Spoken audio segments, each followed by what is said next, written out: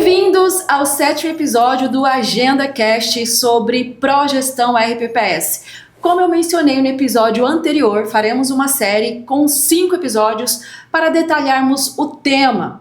E nós temos aqui hoje convidada especial que esteve no episódio anterior, que dará continuidade, que é a Edinalva Monteiro, nossa coordenadora de gestão da qualidade. Edinalva, boas-vindas. Edinalva já está aqui pela 3ª vez, já pode pedir música na Agenda Cast para nós comemorarmos a sua estadia longa aqui conosco, e é uma satisfação tê-la aqui compartilhando o seu conhecimento, experiência, é uma honra tê-la aqui conosco. Boas-vindas, fique à vontade para as considerações iniciais e seguimos com o tema que hoje será a dimensão de controles internos do Progestão. Obrigada, doutora Hélida, pelo convite. Para mim é uma satisfação poder compartilhar um pouco do meu conhecimento, das nossas experiências, das vivências, né? E contribuir, levar um pouco essa experiência, esse know-how que a Agenda Assessoria tem, né? Com relação à atuação da empresa no mercado. Hoje, como foi dito, nós iremos tratar especificamente sobre a dimensão de controles internos. Qual que é a importância, o que essa dimensão de controles internos traz como contribuição para a gestão profissional do RPPS, do Regime Próprio de Previdência Social. Então, podemos dar início às nossas atividades do dia, né? Vamos dar sequência nos trabalhos. Falando de controles internos, traz para nós o que a norma traz de requisitos e exigência nessa ação de controles internos. Sabemos que são 6 ações, né? Mas a dimensão em si do controle interno, o que ela está abrangida? Então, a dimensão de controles internos irá atuar na verificação dos processos internos, observando os requisitos regulamentares, os requisitos estatutários e tudo aquilo que foi estabelecido como diretrizes, como padrões de processos para aquele órgão, para aquele RPPS. Então, a utilização das ferramentas de toda a estrutura que o manual prevê, esse aparato de requisitos e de ações, com esse intuito, com esse objetivo, de possibilitar a atuação do controlador interno dentro do regime próprio de previdência. Excelente. Em relação a essa dimensão de controles internos, como mencionamos, são 6 ações. Vamos seguir aqui sequencial. A primeira delas, mapeamento de processos. Por que é a primeira? Acredito que mapeamento de processos, como ele vai trazer mapeamento dos processos, que são os serviços que o RPPS atua para entrega ao usuário final, que são os segurados, aposentados, pensionistas e os ativos, vai definir quem no processo faz o quê, para onde vai e qual é o resultado final. Exato. Então, nessa ação de mapeamento de processo, o que a norma exige, o que o RPPS tem que trabalhar para entregar ao Progestão, a certificação, o mapeamento, e não só isso, para que seja algo usual do dia a dia do RPPS, porque não basta eu ter o mapeamento de processo. Eu tenho que fazer acontecer e ser prático. Não é apenas formal. Tem que ser algo do dia a dia de todos os envolvidos ali na gestão do RPPS. Exato. Eu costumo dizer que o mapeamento de processos, ele é uma representação gráfica daquilo que ocorre dentro... Uma fotografia. Uma fotografia, exato, né? É um gráfico, é uma imagem, mas algo que represente de maneira muito didática e muito clara para o interessado naquele tema, né? Então, se o beneficiário ou se o servidor que atua dentro daquele RPPS quer saber qual que é o fluxo, qual que é o trâmite desse processo, quem são as pessoas envolvidas, quais são as áreas por onde esse processo vai percorrer, qual que é a entrada, qual que será a saída desse processo, eu devo conseguir visualizar e identificar de maneira muito fácil nesse documento, no mapeamento dos processos. O mapeamento dos processos, a gente tem que ter uma definição, um entendimento que é o mapeamento do processo. Então, é um macrofluxo. Sim. Eu preciso enxergar onde gerou, qual foi o início daquela demanda e qual será a destinação final. Quem que vai ser meu cliente final, né? Para quem que eu vou entregar, para quem vai se beneficiar quem irá se beneficiar daquele processo, daquele produto que o RPPS trabalhou, que ele elaborou, que ele processou. Podemos observar que o mapeamento de processo tem uma importância significativa, porque é ele que vai dar ali o mapa, o que seguir, como fazer para chegar no resultado final e fazer com que a engrenagem funcione muito bem para entregar ali o produto, o serviço do RPPS, da instituição que está mapeando seus processos. E já em seguida nós temos a ação de manualização que está vinculada ao mapeamento. Na área de mapeamento, por exemplo, em cada nível do Progestão, ele vai aumentando as áreas de atuação para que o RPPS tenha mapeado, né? Exemplo, no nível 1 são 2 áreas, nível 2, 4 áreas, nível 3, 6 áreas e assim por diante, vai dobrando. Exato. As áreas mapeadas. No nível 4, todas as áreas do RPPS têm que estar mapeadas. Exatamente. A manualização, ela segue essa mesma dinâmica.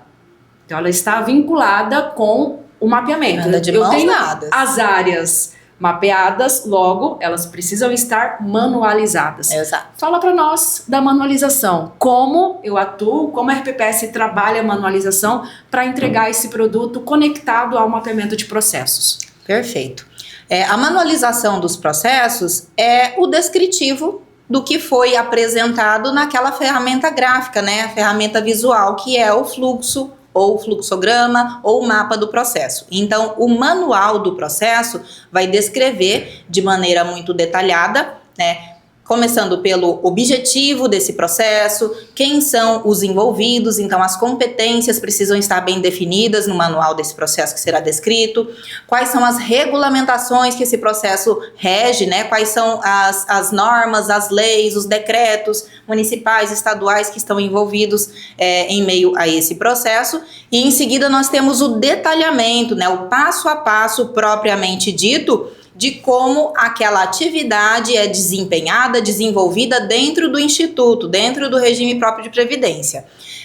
O manual, ele precisa ser coerente com o fluxo que foi elaborado, que foi desenhado. Então, todas as informações que eu trouxe para dentro do mapa do processo, eu preciso trazer para dentro do manual, detalhando muito mais, trazendo os envolvidos, as responsabilidades, as atribuições de cada cargo. Lembrando que cada cargo, né, a gente vai atribuir as responsabilidades ao cargo e não à pessoa, para não personificar os processos, o processo não ficar obsoleto e ter que correr o risco de atualizar muitas vezes, né, dependendo da área de atuação ou da rotatividade daquele órgão. Porque a identidade é do RPPS, não da pessoa que está desempenhando a função. Exatamente, exatamente. E a gente precisa também tomar cuidado, né, orientar, nós sempre orientamos os nossos clientes que façam revisões no mínimo anuais em seus manuais, em seus fluxos de processos, para que eles reflitam a realidade e a rotina diária de cada um,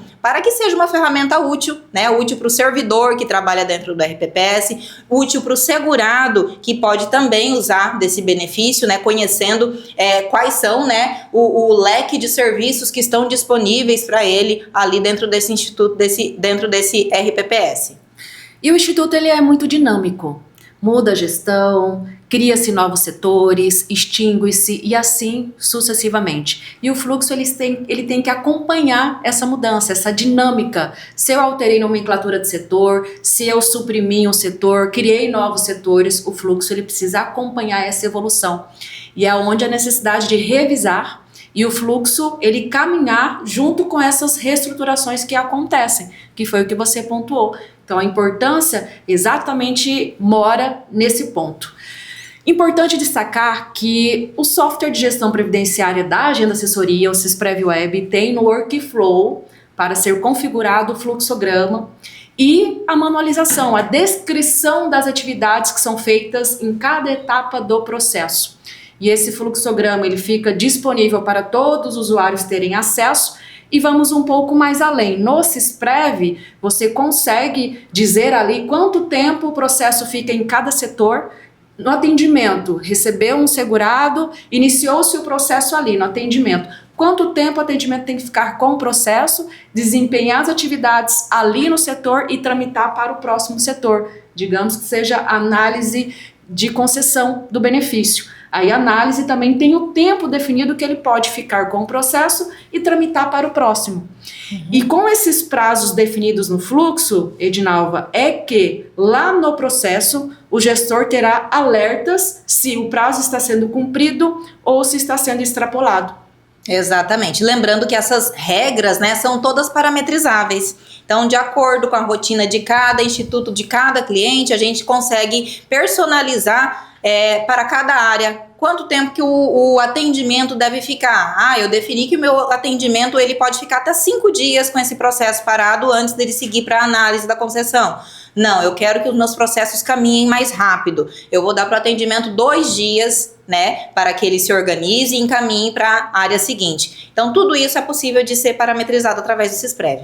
Exato. E o SISPREV dá depois ali o tempo final do processo, do início até o seu ciclo antes de ir para o Tribunal de Contas e até o retorno do Tribunal de Contas, qual é o ciclo ali de permanência dos processos dentro do RPPS. Exatamente. E é muito importante para o gestor ter a visão macro e micro através de um sistema informatizado para que ele veja, eu estou atingindo o meu objetivo de conceder em 30 dias, conceder em 60 dias, ou o prazo que foi definido como meta para a concessão da aposentadoria ou da pensão, e o sistema ele dá essa condição para o gestor ter essa visão e até observar onde estão os gargalos, aonde o processo está demorando mais tempo para ele adotar uma ação e melhorar aquela área que está com a produtividade otimizada ou minimizada, coloca mais pessoas, remaneja pessoas, enfim, o sistema dá essa visão para possibilitar essa ação por parte do gestor, que é muito importante. Exatamente. E é uma ferramenta também de monitoramento que o próprio controle interno pode utilizar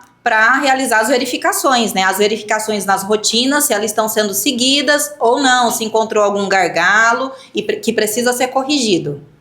Seguindo nas ações, temos a terceira ação, que é em relação à certificação. Dirigentes, comitê de investimento, os conselhos, o responsável pelo investimento. Fala para nós, Edinalva, como funciona a certificação, qual é a exigência, enfim, as nuances envolvidas nessa ação de controles internos. Certo. A certificação dos dirigentes, né, ela é requisitada para que os membros dos órgãos colegiados, né, se submetam a capacitação, cursos, para que eles realizem a prova que irá conferir a eles a certificação profissional na área em que eles atuam. Se é na área de investimentos, se é na diretoria executiva, se é na área previdenciária, então todos os requisitos necessários para realizar essa certificação, para que eles tirem essa certificação, eles são delimitados pelo Manual Progestão e pelo Manual também de Certificação dos Dirigentes. Por que é uma ação dentro do controle interno? Porque entende-se que os gestores, que os dirigentes capacitados com conhecimento da causa em que eles estão atuando, eles vão poder realizar a gestão profissional, olhando sempre para o aspecto da segurança dos recursos, da gestão dos investimentos e também para o aspecto, preocupados com o aspecto da transparência, né, que é muito importante no serviço público. Extrema importância. A certificação, ela tem um peso muito grande porque há mudanças nos conselhos, nos membros dos conselhos, e ela acaba fazendo com que esses novos membros, eles sejam inseridos no assunto, eles se capacitem e evoluam com o conhecimento, com as mudanças legislativas e consigam acompanhar para que o RPPS tenha o que você falou, a segurança, a transparência, ali na alocação de seus recursos, nas definições, nas fiscalizações e afins. Então, essa ação ela tem esse grau de importância que contribui muito com a gestão da RPPS. Exato. Seguindo, temos aí já a quarta ação do controles internos, que é a estrutura de controle interno no RPPS. Fala para nós, Edinalva, como funciona essa estrutura, o que o RPPS tem que fazer para ter ali bem estruturado, controle interno, eficaz para chegar no resultado necessário. Exato. A estrutura de controle interno, né? O manual pede que o RPPS é uma ação essencial, tá? Então, é uma das ações essenciais da dimensão de controles internos. Então, ele requer, é uma exigência para qualquer nível de certificação que o órgão possua uma estrutura de controle interno prevista ali dentro do seu organograma ou da sua portaria de criação do RPPS. Então, essa estrutura de controle interno precisa contar com, no mínimo, um servidor para o níveis 1 e 2, né? No mínimo, um servidor de cargo efetivo, empossado, né, com as atribuições de controlador interno. E esse servidor que foi atribuído essa função, ele precisa passar por capacitação também, para que ele esteja apto a atuar como controlador interno do Instituto. A atuação do controlador interno será no sentido de verificar a aplicação legal de todos os recursos, né, que o RPPS realiza, dos processos que o RPPS realiza, de concessão de benefícios, até da área de investimentos, e aquilo que foi estabelecido ali pelos manuais e pelos fluxogramas que foram implementados. Então, acaba que a estrutura de controle interno sendo uma ação essencial, mas manualização e mapeamento não são essenciais, manualização e mapeamento, por consequência, acaba sendo uma ação essencial também. Porque se a gente tem o mapeamento e a manualização dos processos, eu vou viabilizar a estrutura que o controle interno precisa ter para poder atuar. Uma espécie de fiscalização e auditoria. Auditoria, muito semelhante à auditoria. Então, a gente também observa isso, né? Que a atuação, os RPPS que têm um controle interno atuante, ele exerce esse papel de auditorias periódicas, constantes, nos processos, nas concessões dos benefícios, facilitando, né, para que não haja diligências do Tribunal de Contas, a concessão de benefícios realmente seja realizada da maneira conforme. Exato. Então, nós vemos que o controle interno ele tem uma atribuição de extrema importância para garantir, inclusive, que o pró-gestão funcione adequadamente naquele RPPS, que não seja apenas uma certificação formal, como mencionamos, mas algo prático, que um aliado, que está no dia a dia e está funcionando. E se não está funcionando, tem um gargalo aqui, outro ali, tem um gap aqui, outro ali, o controle interno atuando, ele vai conseguir identificar esse gap, essa dificuldade e contorná-la para conseguir chegar no resultado. Então, qual que é esse contorno que o controle interno pode dar, né? O contorno que o controle interno pode dar é no sentido de identificar o desvio, apontar nos seus relatórios, submeter esses relatórios à apreciação da alta gestão do RPPS, para que tomem as medidas no sentido de corrigir. Um plano de ação, se for algo assim que demanda tempo, um plano de ação para curto, médio e longo prazo, que demande as soluções necessárias para aquele apontamento que está sendo feito ali pelo controle interno. Exatamente. Então, é a pessoa, né, ou é o servidor que realiza esse crivo nos processos. É ele que vai atestar a conformidade dos processos que ocorrem ali dentro. Excelente. Nós vimos aqui mapeamento, manualização, vimos certificação, a capacitação e controles internos. E as duas últimas ações estão relacionadas a dados. A importância da segurança dos dados, da gestão dos dados que o RPPS administra. Nós sabemos que o RPPS tem uma responsabilidade gigante na gestão de dados dos servidores ativos, os aposentados e os pensionistas. E essas duas ações, vamos falar primeiro da política de segurança da informação, ela manifesta essa preocupação e os cuidados que o RPPS precisa ter nessa gestão de dados. Fale para nós, Edinalva, sobre a política de segurança da informação. O que o manual pede, o que é exigido para que o RPPS atue para ter uma política funcional que garanta a segurança da informação? Então, por que a dimensão de controles internos requer uma ação para a política de segurança das informações? Política de segurança da informação, ela é necessária para instruir, para normatizar todos os cuidados que internamente aquele instituto, aquele órgão deve tomar para que os dados que ele controla sejam efetivamente resguardados à devida segurança. A política de segurança da informação, conforme os moldes do Manual Pró-Gestão, tem uma série de requisitos que ele solicita. Por exemplo, acesso físico, acesso lógico, acesso ao meio digital. Então, quais serão, né, as rotinas que devem ser seguidas para que eu conceda a permissão para alguém acessar aquele tipo de conteúdo? E também as implicações caso aqueles servidores ou aquelas pessoas a quem eu concedi o acesso realizem algum ato que caracterize uma violação dos dados. Então, prevê também as sanções no caso de invasão ou de perda de dados. Observamos que a política de segurança ela está conectada com a LGPD, Lei Geral de Proteção de Dados, para que os dados sejam seguros e define ali a questão da senha, se vai ser alfanumérica ou não, como que vai funcionar, quais são as regras que os servidores do RPPS ou os contratados, a equipe do RPPS, atua para evitar que tenha um vazamento de dados e que as informações sejam mais seguras possíveis. Vejam que a preocupação ela está bem arraigada em relação a isso. E aí você colocou alguns pontos e eu acrescentaria a questão do backup. É muito importante que tenha uma gestão de backups, seja ele full, seja ele incremental, a forma com que o RPPS definir, mas que o backup seja armazenado em um ambiente diferente do servidor. Porque o que acontece? Nós tivemos exemplo de um cliente nosso que armazenava backup num HD conectado ao servidor. E aí sofreu uma invasão, levaram tudo. O que estava no servidor e o que estava ali no HD, porque estava conectado ao servidor.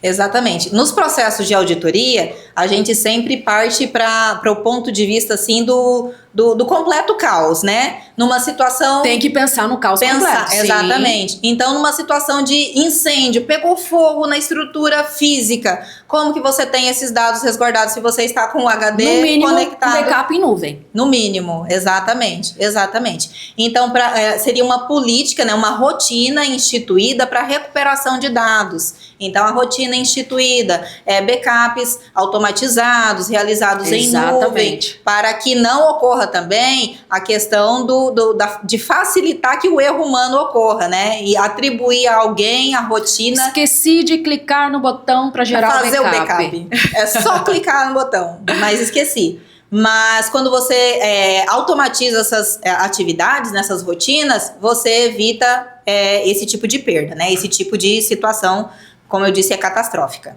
Então, uma situação a política de segurança que eu estou olhando para o RPPS na sua atuação, para resguardar aqueles dados que ele possui e que ele já gerencia.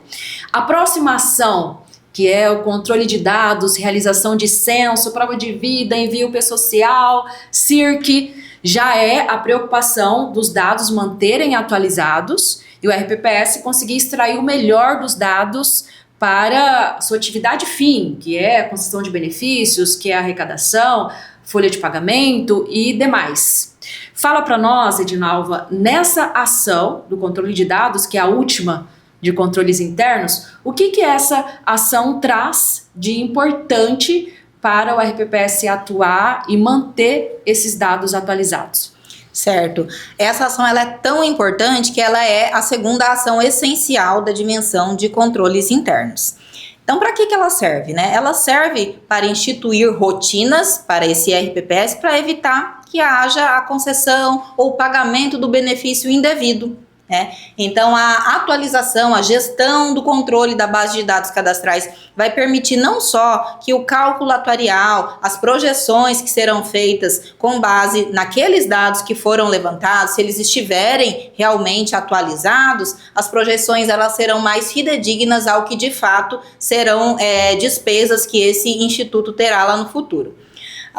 Quando a gente tem o olhar para dentro da instituição, né, da atividade de realização, da necessidade de realização de censo previdenciário, por exemplo, é para atualizar os dados do servidor, os dados do segurado. O manual, ele solicita que o RPPS realize censo dos servidores ativos, inativos, lembrando que os inativos entram os aposentados e os pensionistas, para que esses dados sejam, né, levantados e atualizados. Dados como se o servidor casou, teve filhos, qual será a projeção de custos, de gastos que esse RPPS terá, né, ao longo do tempo. Sobre prova de vida, o manual ele requer que sejam instituídas rotinas para realizar verificação, né, de que aquele servidor, de que aquele segurado, ele continua vivo para ele continuar recebendo o benefício dele. Normalmente, essas rotinas, elas são periódicas, né? A gente solicita que seja feita uma vez ao ano. Alguns RPPS instituem uma prática de realizar sempre a prova de vida no mês de aniversário do segurado. Então, o segurado, sempre no mês do seu aniversário, ele deve realizar a prova de vida ou presencial ou online, dependendo do RPPS, da tecnologia que ele tem disponível. E caso ele não respeite, né, essa determinação, no mês seguinte ele terá o benefício dele suspenso. E nós temos solução tecnológica que abarca essa responsabilidade do RPPS em realizar a prova de vida anual. Temos em aplicativo, palma da mão, meu RPPS, temos página responsiva web, que ele pode acessar pelo notebook, pelo celular, para realizar a prova de vida. E nós temos tecnologia embarcada no nosso aplicativo e nessas páginas que eu citei, responsivas, para identificar se está sendo enviada foto da foto, se é deepfake, solução antifraude, que nós chamamos.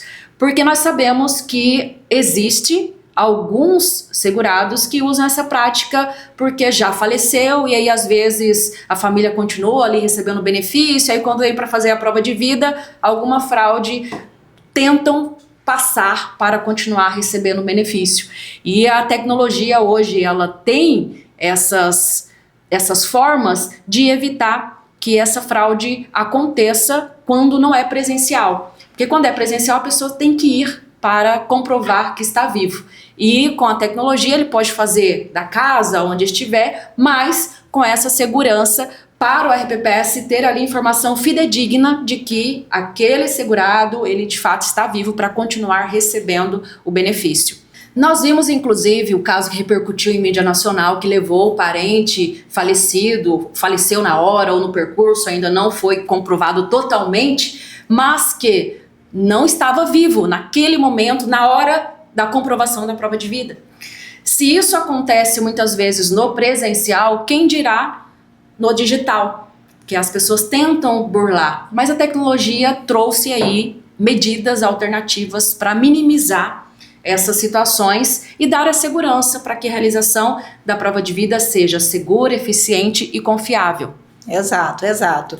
Então nós temos mecanismos hoje, né, utilizando a tecnologia, utilizando a atuação de um controle interno forte dentro do órgão, dentro do RPPS, para conter essas medidas que seriam tentativas de fraude ao sistema, né? Então, continuar recebendo benefício de um ente que já encontra-se falecido é uma fraude e a pessoa pode sofrer as consequências, né, legais com relação a isso. Sobre o CIRC, né, o batimento. O que seria o batimento com o CIRC? CIRC é um sistema de informações e de registro civil. Que seria isso? Compartilhamento de dados que o RPPS, que o Instituto de Previdência tem, com os dados da Receita Federal. Então, no sentido de identificar algum óbito que possa ter ocorrido e que não foi formalmente notificado ali ao órgão, ao regime próprio de previdência. Essa comunicação, quase que em tempo real, ela permite que o órgão realize esses controles e que cesse, né, o pagamento daquele benefício ao servidor, ao segurado, que a conversação ali com o CIRC notificou a ele que o óbito ocorreu. Esse banco de dados do CIRC, ele tem informações dos cartórios. Então, nascimento, falecimento, são os óbitos, eles ficam registrados e os cartórios do país enviam essa informação. São informações oficiais. O RPPS, ele tem hoje a possibilidade de fazer esse cruzamento no tempo que ele definir, a periodicidade que ele estabelecer. O nosso software de gestão previdenciária, na folha de benefícios, antes de fechar a folha, nós temos uma validação. Se o RPPS não rodou, não fez o cruzamento, ele vai apontar ali para o RPPS que ele necessita fazer o batimento do CIRC para não efetuar nenhum pagamento para pessoas que podem estar ali no arquivo porque sofreu algum óbito. temos essa segurança nos RPPS que utilizam o nosso software de não fechar a folha, não efetuar pagamentos de óbitos que foram acusados no arquivo do CIRC. Isso contribui para que o RPPS não faça pagamentos indevidos. Exatamente. Então é mais uma segurança e também uma contenção de gastos, porque previne pagamento indevido dos benefícios. Para cumprir com a ação de gestão e controle da base de dados cadastrais, o RPPS precisa realizar censo previdenciário rotineiramente, a depender do nível da certificação que eu pretendo obter para o RPPS. Preciso realizar prova de vida anualmente dos meus segurados para evitar o pagamento de benefícios indevidos. Preciso realizar o envio das tabelas para o E-Social e o batimento com o CIRC. Todos já ouviram a expressão de que dados são o novo petróleo. Eu defendo que dados, ele só pode ser considerado petróleo rico se eu conseguir extrair o melhor dele. E para extrair o melhor, eu preciso que a base de dados esteja consistente, sempre atualizada. Para o RPPS ter a garantia de que o cálculo atuarial está refletindo a realidade, que eu estou concedendo um benefício corretamente e a manutenção dele também está em conformidade, a base de dados atualizada, ela é essencial. A realização do censo previdenciário e tudo o que Edinalva falou, que eu não vou repetir porque já está aqui muito bem colocado, a importância do RPPS manter essa gestão de dados cadastrais sempre atualizada. Edinalva, caminhando para o fim do nosso podcast de hoje, agradeço a sua participação, agradeço a explanação riquíssima acerca dessa dimensão dos controles internos. Deixo à vontade para as suas considerações finais. Certo, agradeço eu pelo convite. É sempre uma satisfação poder compartilhar, poder nos conectar, né, com nossos clientes, com o nosso público final. Então é um tema muito específico que requer estudo, requer dedicação. Atualização constante. Exatamente. Então os clientes, os RPPS que se interessam na causa, eles se dedicam e de fato obtêm excelentes resultados. Excelentes resultados quando o gestor, quando as partes envolvidas compram a ideia de que querem entregar realmente serviço público de qualidade, um bom atendimento, uma melhoria nos seus serviços, uma melhoria nos processos para o servidor, que é o cliente final do regime próprio de previdência. Então é uma satisfação, me coloco à disposição dos nossos clientes, do nosso público e estamos à disposição sempre que precisarem. Excelente, Edinalva, mais uma vez obrigada. O nosso AgendaCast de hoje fica por aqui. Muito obrigada a você que chegou até o final conosco. Siga-nos nas redes sociais, Agenda Assessoria, Instagram, YouTube e demais redes e Spotify, AgendaCast RPPS. Para nós, o mais importante é o RPPS bem informado e conectar com vocês. Até mais!